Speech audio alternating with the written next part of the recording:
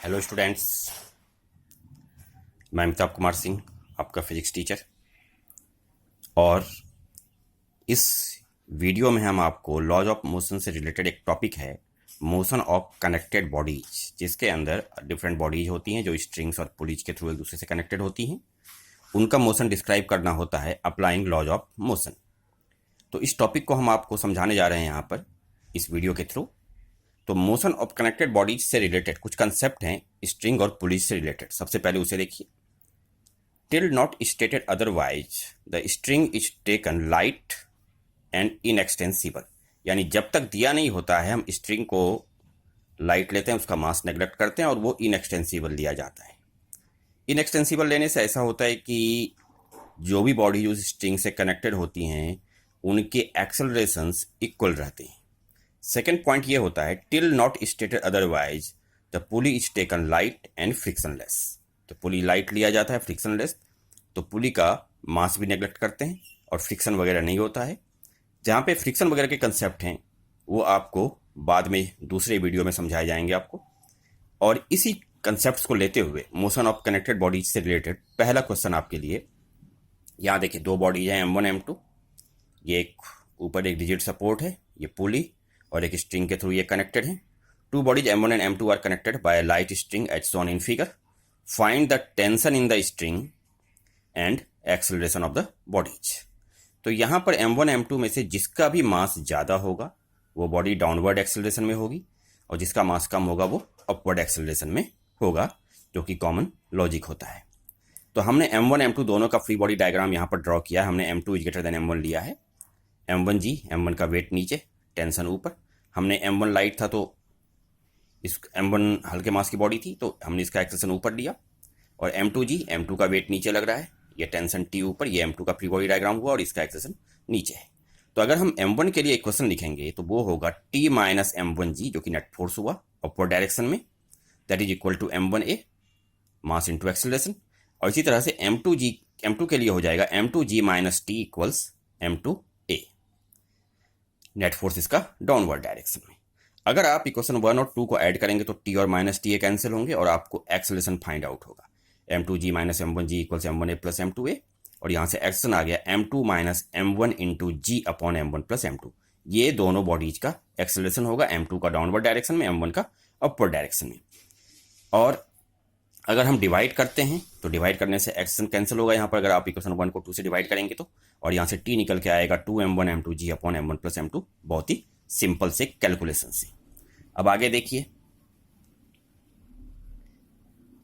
अगला question. M1 M2 अब इस तरह से कनेक्टेड है। M1 एक फ्रिक्शनलेस सरफेस पर है, फ्रिक्शन नहीं है यहाँ पर, जैसा हमने कहा है कि फ्रिक्शन के कंसेप्ट हम बाद में सीखेंगे। अब M1 यहाँ से कनेक्ट है और ये स्ट्रिंग के थ्रू एक पुली से होते हुए ये M2 से कनेक्टेड है। तो in given arrangement all contacts are smooth and tension in the string, find the tension in the string and acceleration.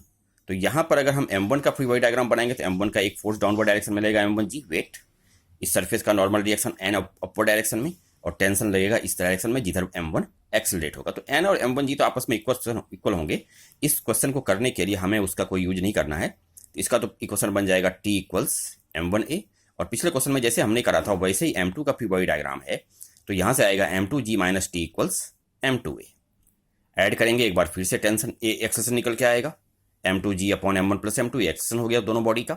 और अगर आप डिवाइड करेंगे तो एक बार फिर से आपको टेंशन निकल जाएगा स्ट्रिंग के अंदर, और वो आएगा M1 M2G upon M1 plus M2। इन क्वेश्चंस के अंदर जो हमने देखे, एक ही स्ट्रिंग था, एक ही पुली था। अब जहां पर एक से ज्यादा स्ट्रिंग और पुलीज होते हैं उससे रिलेटेड पहला क्वेश्चन आपके लिए। यहां पर एक ये डिजिट सपोर्ट हुआ, M1 एक बॉडी है जो इस तरह से एक पुली से होते हुए स्ट्रिंग के थ्रू यहां ऊपर कनेक्टेड है, और यहां इस पुली से होकर के एक M2 मास की बॉडी है जिसको यहां नीचे कनेक्ट किया गया। तो देखिए, दो स्ट्रिंग हो गए और दो डिफरेंट पुलीज हैं, P1 और P2। पुलीज का मास एक बार फिर से लाइट है, फ्रिक्शनलेस है, स्ट्रिंग इनएक्सटेंसिबल और लाइट है। अब हमने इनके फ्री बॉडी डायग्राम यहां पर बनाए। M1 के लिए M1G नीचे, टेंशन T1 ऊपर, और M2 के लिए M2G ऊपर और इसका टेंशन T2 ऊपर। यहाँ पे अलग अलग स्ट्रिंग्स में अलग अलग टेंशन हो सकता है।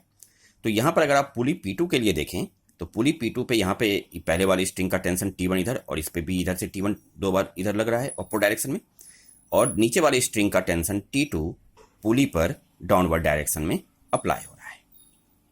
तो अगर मैं m1 के लिए क्वेश्चन लिखूंगा तो t1 माइनस m1g, हमने m1 को अपवर्ड एक्सेलेरेशन लिया है, m2 को नीचे एक्सेलेरेशन लिया है, और कौन नीचे किधर एक्सेलेरेशन होगा उसका भी कंडीशन हमें निकल जाएगी। t1 minus m1g equals m1a1 m1 के लिए, और m2 के लिए होगा m2g minus t2 equals m2a2।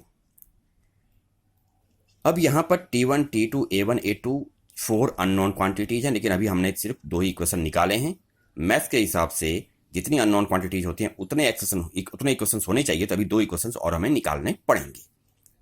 तो पुली P2 के लिए अगर आप देखें तो पुली P2 पे 2 फोर्स अपवर्ड है, T1 और इधर से भी T1, और T2 इस पर डाउनवर्ड डायरेक्शन में है, और पुली नीचे की तरफ एक्सेलरेट हो रहा है A2 एक्सेलेरेशन से, क्योंकि M2 और P2 दोनों के एक्सेलेरेशन एक ही होंगे, क्योंकि यहाँ पर स्ट्रिंग डायरेक्ट कनेक्टेड है। तो T2 minus 2T1 equals P2 का मास, पुली हमने लाइट लिया है तो 0 ले लिया, इसका मास 0 इंटू A2। अब यहाँ से 0 आ गया तो T2 इक्वल्स 2T1, ये हमारी इक्वेशन आ गई, तीसरी इक्वेशन। तो T2 इक्वल्स 2T1 हम इक्वेशन में आगे यूज करेंगे 1 और 2 के अंदर। अब दोनों बॉडीज के एक्सेलरेशन के बीच में निकालने के लिए हमें कंस्टेंट थ्योरी का एप्लीकेशन करना है। तो कंस्टेंट थ्योरी को अप्लाई करने के लिए हमने देखिए यहाँ पर ये लेंथ हमने L1 लिया है, ये L2, ये हम जो ये पहली स्ट्रिंग है हम इसके लिए काम कर रहे हैं। स्ट्रिंग हमने इनएक्सटेंसिबल है, टोटल लेंथ कांस्टेंट रहेगी। तो L1 plus L2 plus L2, ये ऊपर वाली लेंथ तो ऑलरेडी कांस्टेंट है, तो L1 plus L2 plus L2 that is equals constant, that is L1 plus 2L2 is equal to constant. L1 से हम M1 का एक्सेलरेशन निकालेंगे और L2 से हम P2 का एक्सेलरेशन निकालेंगे, जो कि M2 का भी एक्सेलरेशन होगा। तो देखिए L1 plus 2L2 equals constant, differentiate किया, अब कांस्टेंट का डेरिवेटिव यहाँ 0 आ गया। फिर फर्दर डिफ्रेंशिएट किया तो d2L1 upon dt square plus 2d2L2 upon dt square equals 0। तो A1 प्लस 2A2 इक्वल्स 0, क्योंकि d2L1 अपॉन dt स्क्वायर ये A1 हो गया M1 का एक्सेशन, और d2L2 अपॉन dt स्क्वायर ये A2 M2 का एक्सेशन आ गया।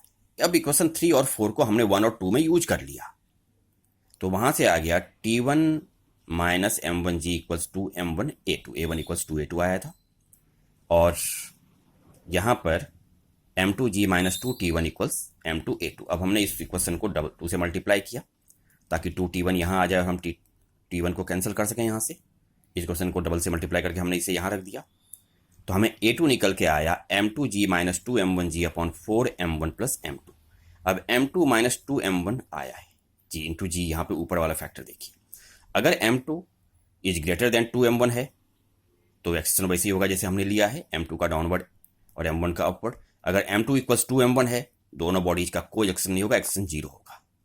और अगर M2 is less than 2M1 है तो उस केस में फिर M1 डाउनवर्ड एक्सेशन में होगा और M2 अपवर्ड एक्सेशन में होगा। हमें M1 का एक्सेशन निकालना था, तो हम M1 का एक्सेशन तो A1 है और जो कि 2A2 है, इक्वेशन 4 से देखिए, तो हमने इसे A1 निकाल लिया, इसका डबल आ गया ये।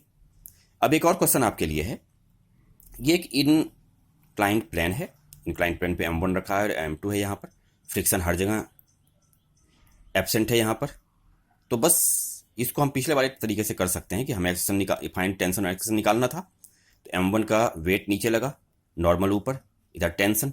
हमने वेट का यहाँ पर कंपोनेंट बनाया M1g sine theta along the inclined plane downward direction में, और M1g कॉस थीटा यहाँ पर, और M2 के लिए उसी तरह से रहेगा T ऊपर और M2g नीचे। हमने M2 का एक्शन इस तरफ डाउनवर्ड डायरेक्शन में लिया है यहाँ पर।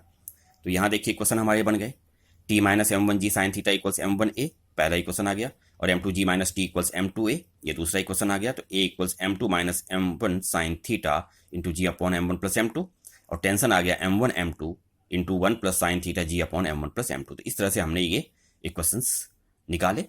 अगले वीडियो में हम आपको मोशन ऑफ कनेक्टेड बॉडीज से रिलेटेड कुछ और क्वेश्चंस हैं, वो भी आपको समझाएंगे अलग अलग तरह के, कि उन क्वेश्चंस को हम कैसे करते हैं। ये टॉपिक अभी जारी रहेगा अगले वीडियो में। Okay students, thank you.